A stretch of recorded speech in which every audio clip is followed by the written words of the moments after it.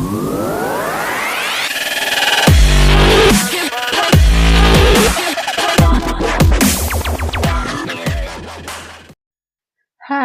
good day everyone. I am Madam Husna. Welcome to POSTLAB channel, and don't forget to subscribe, like and share. Today we will discuss about the POSTLAB of second experiment. The second experiment is about acid-base titration, which is determination of the concentration of hydrochloric acid solution. From previous video, you have learned on how to write a complete POSTLAB report. Do you remember? Okay, so for this second POSTLAB, we will discuss only about data results and how to calculate the concentration of potassium hydroxide and hydrochloric acid solution. This is only an example of calculation in part A, so you must use your own data results from the experiment.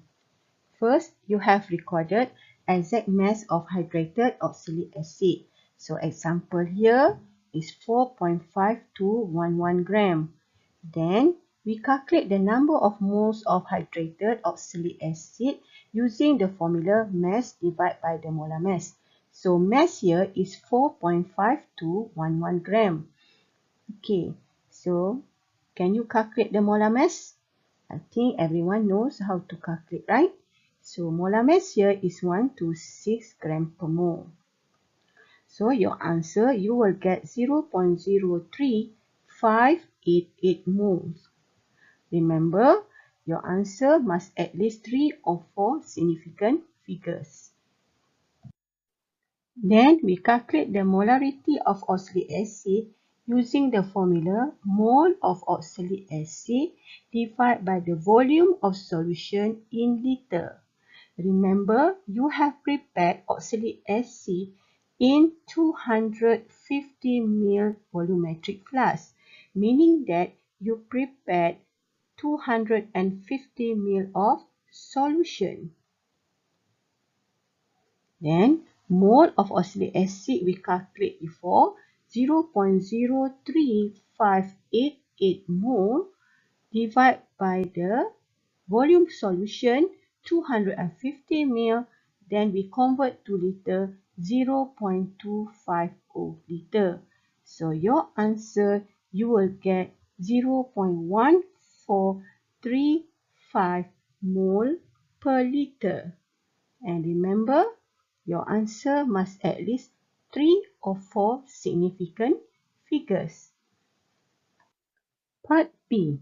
Standardization of potassium hydroxide solution. This is an example of data result that has been recorded. You will record gross reading, and remember, you repeat titration 3 times, so you will have another 3 burette readings. So when you record your data, either initial reading or final reading, always take 2 decimal places.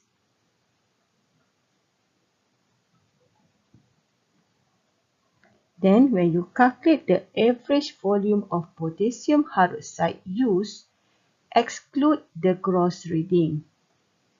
Okay, exclude the gross reading. And your final answer, always write the units. Let's discuss how to calculate the concentration of potassium hydroxide. And this is only an example because in your experiment, you are using sodium hydroxide solution. First step, you must write balance equation between oxalic acid and potassium hydroxide. So oxalic acid, H2C2O4, and potassium hydroxide solution forming potassium oxalate solution and water. Don't forget to balance the equation. Before we go on to the other calculation, remember that in your experiment, you use 25 ml of 5 molar of oxalic acid and the potassium hydroxide in the burette, we get the average volume 23.95 milliliter. Okay, let's calculate the molarity of potassium hydroxide used. First, we calculate the mole of oxalic acid in the conical flask using the formula mv/1000. So, molarity oxalic acid 0.1435 molar and we use 25 ml. So, divide by 1000. So, you will get 3.587 10 to power negative 3 mole. So, we go back to equation. 1 mole of oxalic acid should react with 2 mole of potassium hydroxide.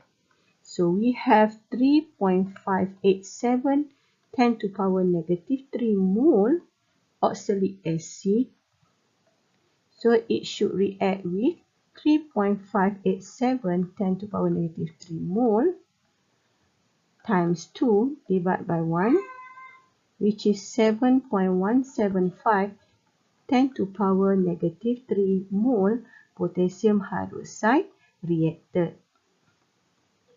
So, molarity of potassium hydroxide used in this titration is the mole of potassium hydroxide reacted 7.175 10 to power negative 3 mole divided by the average volume 0.02395 liter.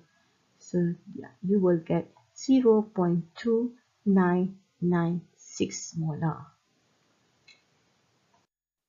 Another method we can use to calculate the molarity of potassium hydroxide solution by using the formula here.